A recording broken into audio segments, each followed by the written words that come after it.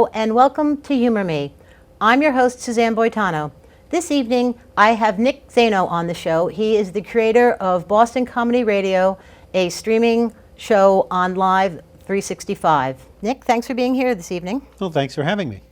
So tell us, how did you get interested in comedy? What got you in that field? Well, I've always loved it since I was a little kid. I loved Steve Martin and Saturday Night Live. When I was a kid, I used to bring Shelley Berman records to show and tell, which was probably not what the average fifth grader was doing at that time. And I got into writing about it after college because the Buffalo News, I lived in upstate New York at the time, needed somebody to cover comedy. And it felt like a great opportunity. So that's when I started covering comedy and writing about it for a living, and then moved to Boston and wrote for the Boston Phoenix, and I've been writing for the Boston Globe since 2001. Were you a class clown or just by proximity?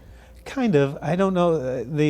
Mike Birbiglia has that whole bit about how there's more than one class clown. There's like a hierarchy of class clown. Like I was always irritated when somebody else got named class clown, but I think I was sort of third tier class clown because I was maybe a bit too reserved. But I loved comedy albums. I loved sketch comedy on TV. I would stay up to watch the comedian on, well, when I was a kid, there was basically just Carson and Letterman. But I love making people laugh when I can do it, but I know the difference between when a professional does it and when I do it. So how did you get the concept of doing a live stream and taking all of Boston comedy, or as much as you could, and bringing it to people? When did you get this idea? Well, I had seen a couple of stations. My alma mater, University at Buffalo, had created Subject Radio because the radio station for the university had sort of gone under, and some alumni wanted to create that. And my friend Susanne also has Oh Hello Boston, and I began to see what it would take to actually create a radio station. And then during the pandemic, I'm sitting in my downstairs office surrounded by all the physical media that no one wants anymore and this giant shelf of Boston comedy CDs. And I started thinking, how hard would it be to just put everything I have online and make that a radio station? I'd seen that you can feed things into Live 365 as an app, and you just upload your library, and if you want, that can be the end of it.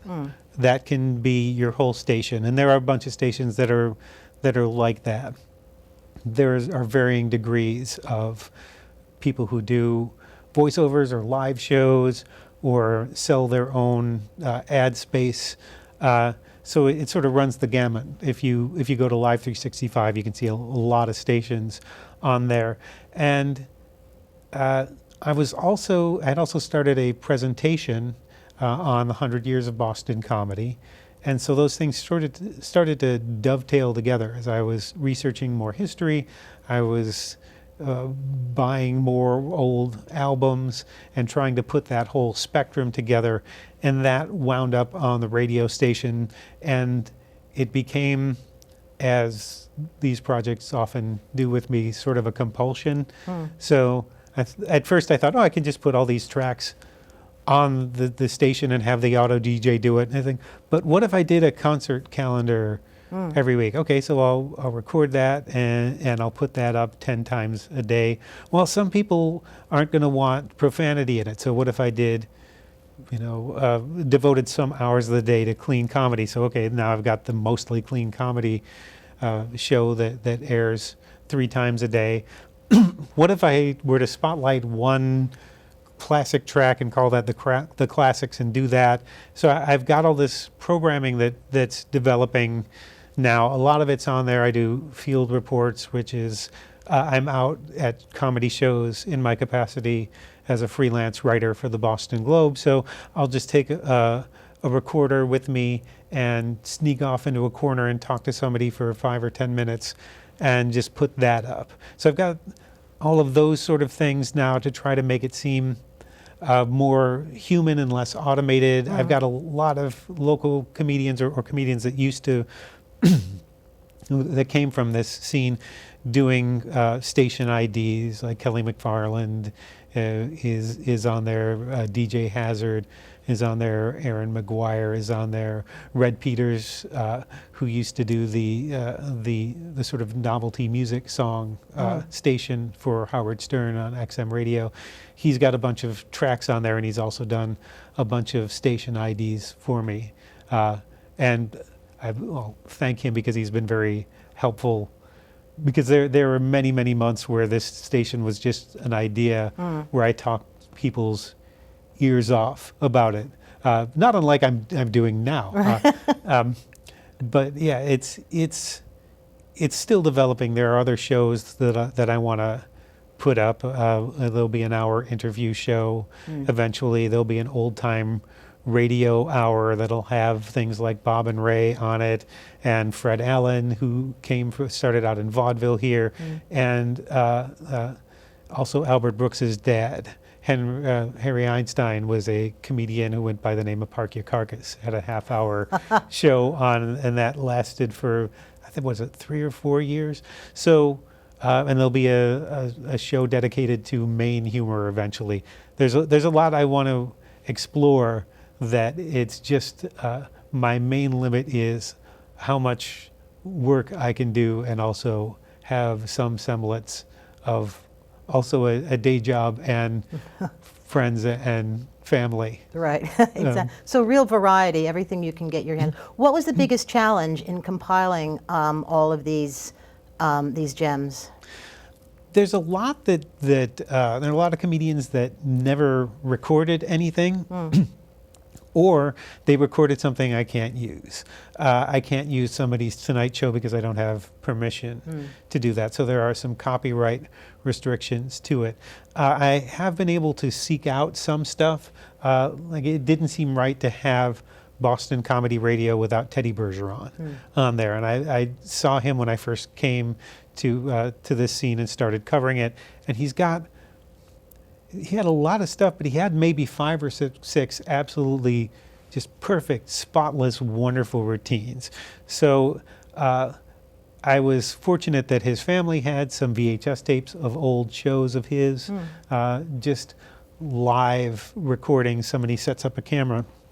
So I was able to take the audio from some of those and put those up on the air. So I'm still trying to find, having seen so much live comedy, there are routines that are burned in my mind to the point where they'll come up. Like, I can't pass a Taco Bell without thinking about Tim McIntyre's bit about his mother and his That's a daughter. great bit. I can do that almost verbatim. It's hilarious. It's great, and I'll wind up passing a Taco Bell, and then Tim's in my head going, and a taco, and a taco, and a taco, and another taco. And a taco. Fortunately, that he did record that, but there are some bits that I've seen live that nobody ever recorded, and some fantastic comedians that I am bugging through instant messenger that I'm, I'm to record them for you, so yeah, that you can have them, you can capture them. Yeah, I'll apologize to them now for just, because sometimes it's like 3 a.m, like, hey, did you ever record that bit? And I'm like, no, I'm trying to, why are you up now? Weirdo insomnia. Yeah. Well, if you ever do record that, let me know. And I can only imagine the next day it seems like some sort of fever dream to them. It's like, did the guy from the Globe really message me at 3 last night and ask me if I don't know, whatever routine.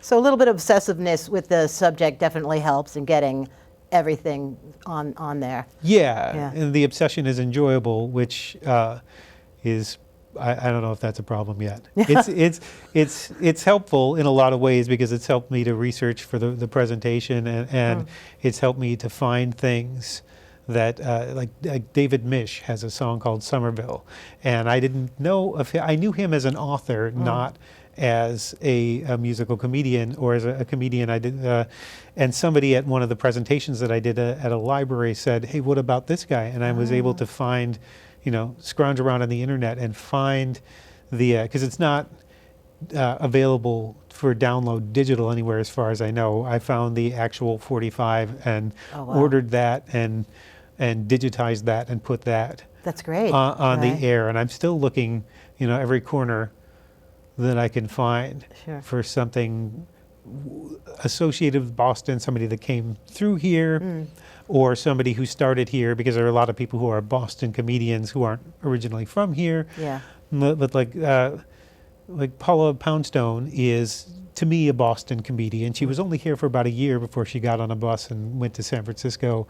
And I think they have at least equal, if not more, claim to her but I don't think the comedians think of themselves as a Boston comedian. Why do you want to include her, you feel, because her tenor or her what makes her a Boston comedian and not someone who was here? Like, what is your criterion if people are somewhat transient through the scene? If somebody spent a good amount of time here, or if they came up through this scene, or they spent a few years developing in this scene, or if they're from here and started somewhere else, there are a lot of different sort of criteria as to what makes a Boston comic. There are some people who are probably more rigid about, you have to be from a certain place and you have to have never left, but I feel like if you contributed to the palette of the scene, maybe that's a terrible metaphor, but if you contributed to the scene in some way, like there are some people who I don't have up there who I might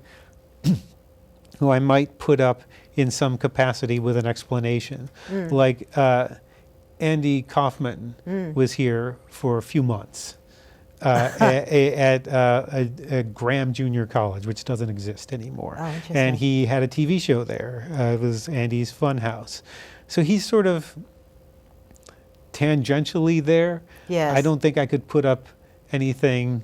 I don't think I could put anything up there without an explanation that, hey, this is, you might not know this, but Kaufman was not here like your for Sweetheart Comics or so, right? Yeah, Interesting. and there's some people that went to college here, but never did comedy here. So there's a line that's a little fuzzy. Sure. But it's sort of like, I don't know, I guess it's like the prurient interest. I know it when I see it. Yeah, exactly. So we're going to listen to a clip that you chose, one of your favorite clips of Bob and Ray. Do you want to set it up a little bit, or would you have it speak for itself? Well, I can set it up a little bit. This is from a 1960 album, Bob and Ray on a Platter. It is, they used to do a man on the street sort of segment with Bob playing Wally Ballou, award-winning reporter, and this is, and Ray would play people on the street. This is him talking, Wally Ballou talking to a cranberry grower, and I think that there's more that I don't want to give away. Maybe we can talk about it after the clip, but it's very, a lot of it's very understated until all of a sudden it is not. Okay. All right. Well, let's give a listen.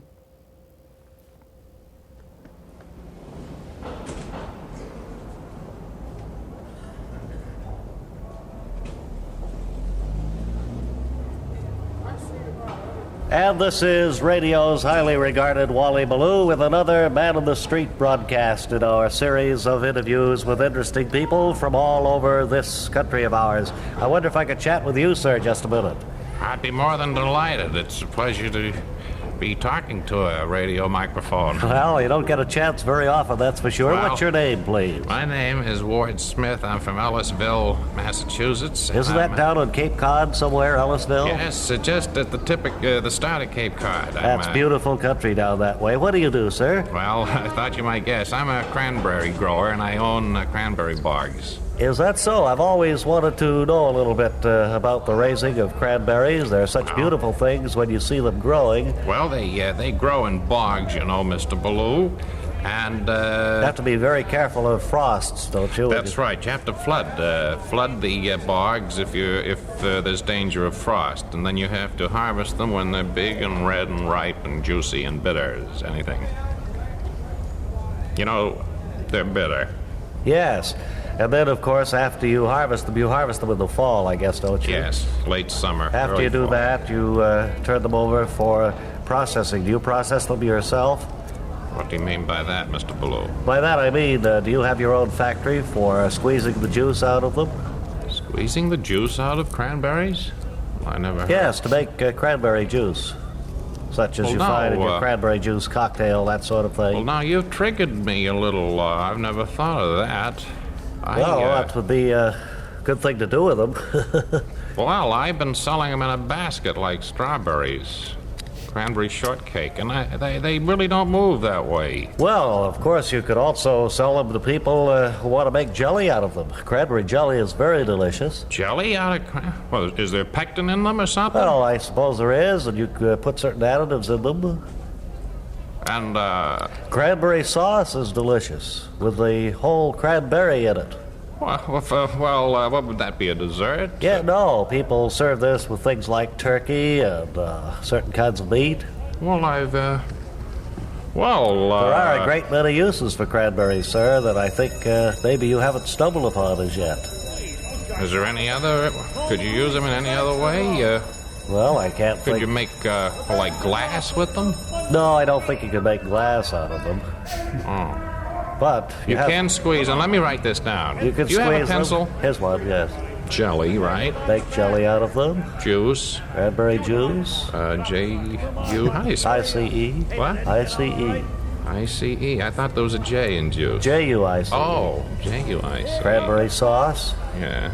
And you can even make cranberry ice cream. It's delicious. Cranberry sherbet. Well, I don't know how to thank you. This is, Quite all right. We're always happy to be of assistance to our... 30 years interviews. I've been selling them the whole thing in a basket. Never thought of it. Well, I'm glad we've opened up a new field for you, Mr. Smith, and give our best to everybody back at Cape Cod when you get home. Up in Ellisville, right? I will. Well, there's only one other family there. Well, that's all the news that we see from our vantage point here in the street. And so for this Man in the Street interview, this is radio's Wally Ballou, winner of 7 News Coverage Awards, returning you to our studios.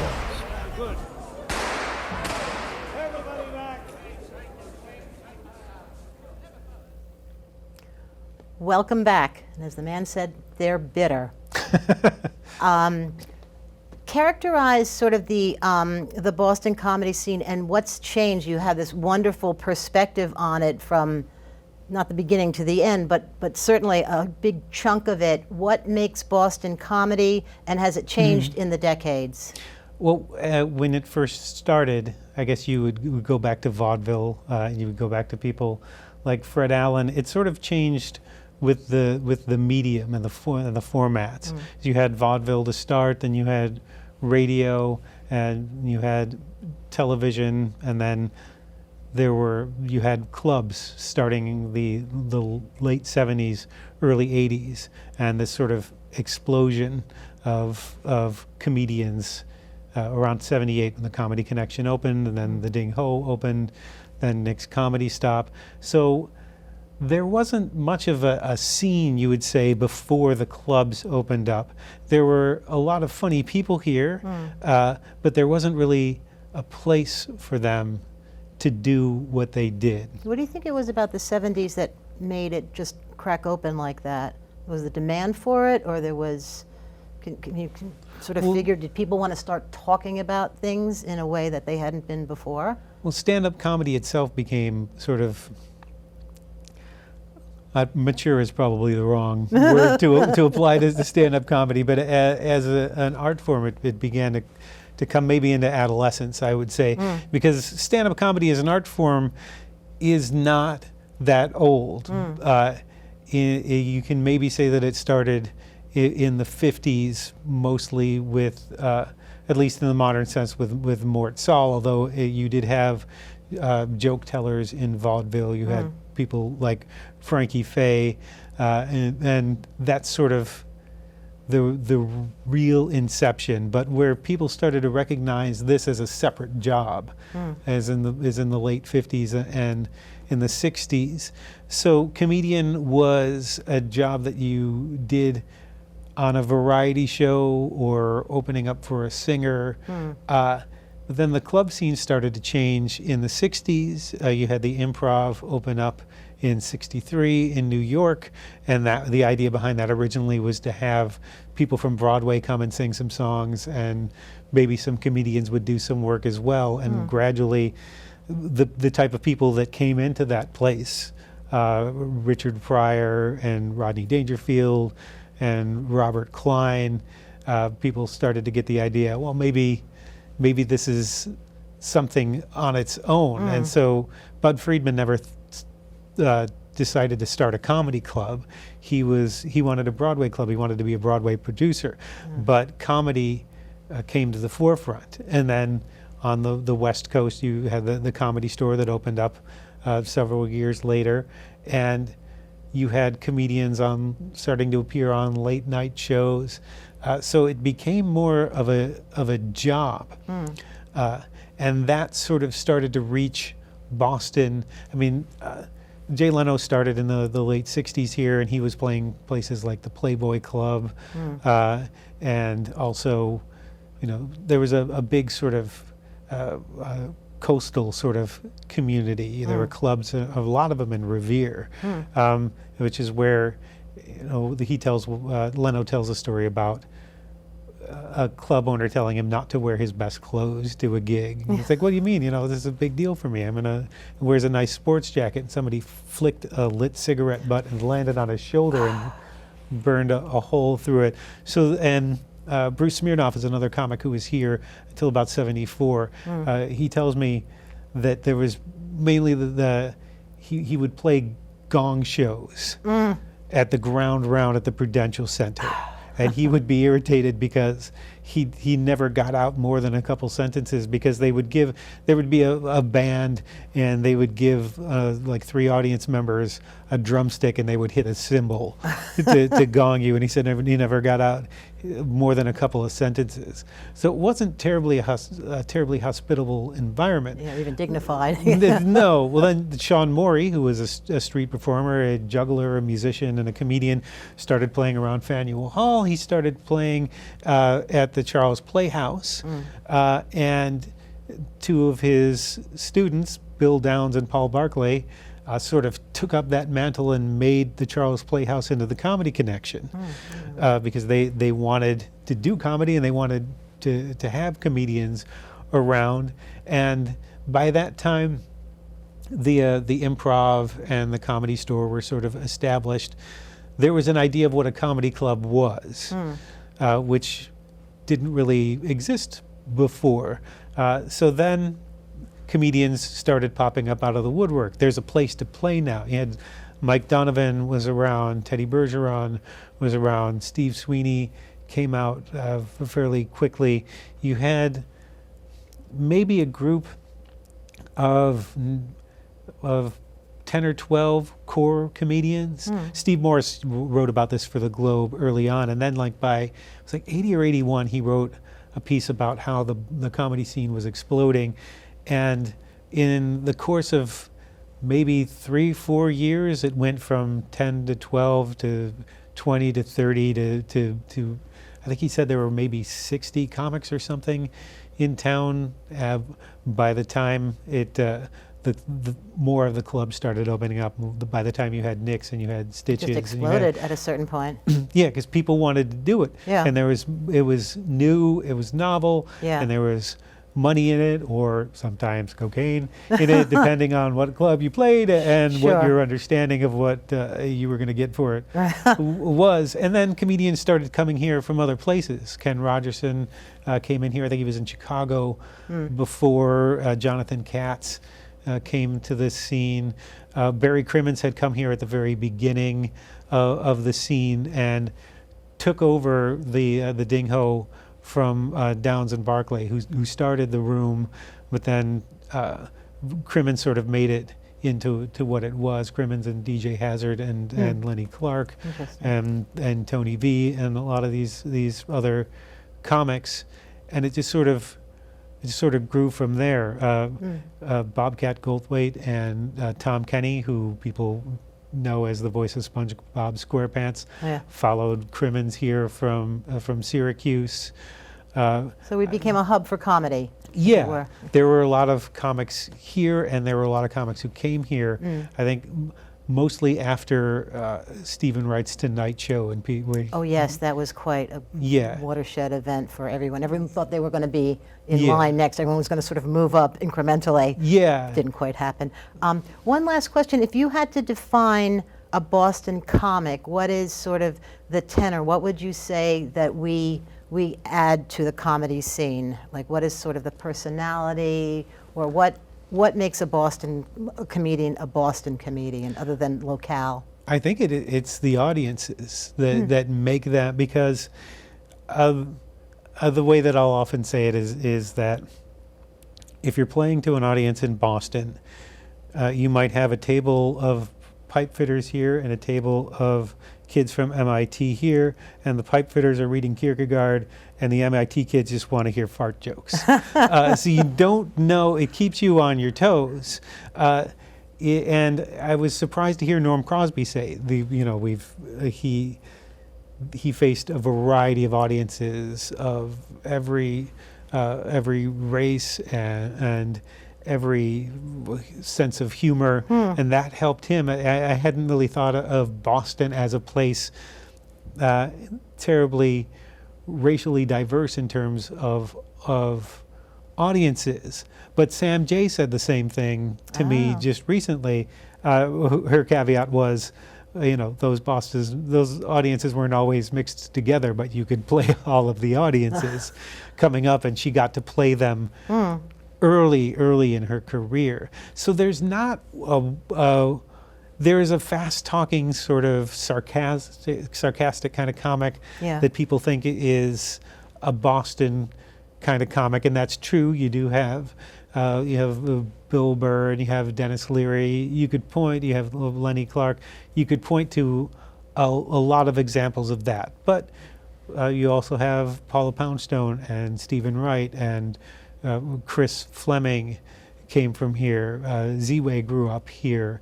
You have Mike Birbiglia, who is not that sort of standard template that you would think of as a Boston comic. You have oddballs. DJ Hazard and Stephen Wright have this strange, wonderful imagination. There are a lot of different kinds of comedy that came out of here. Interesting. And, Rusty Warren came out of here, and Tom Lehrer. And so diversity really of the comedians and of the audience, you would say. I think Wonderful. you have to, if you want to make those people laugh, you've got a job ahead of you, and by the time you leave here, if you've done that, you can play anywhere. That's great. Nick, thank you so much. This was really interesting, and I hope the audience enjoyed it. Thank you so much for tuning in to Humor Me. I'm your host, Suzanne Boitano. We'll see you next month.